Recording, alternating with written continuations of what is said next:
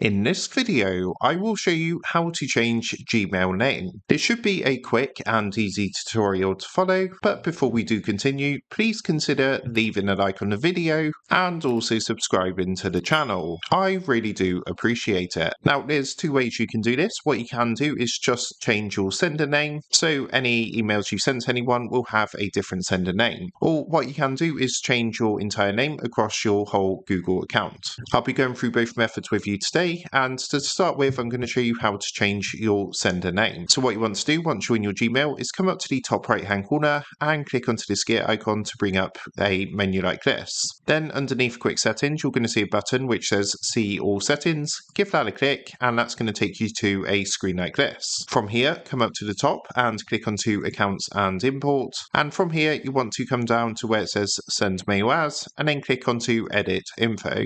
What you can then do is you're going to see a box pop up like this, and you can go ahead and change your name in here. So you can see mine's currently set to Tech Tutor, so I can just leave it set to Tech, for example, change it to Tech. And once you've done that, come down and click Save Changes. As you can see, that's going to be reflected straight away. So any emails I now send will be addressed from Tech.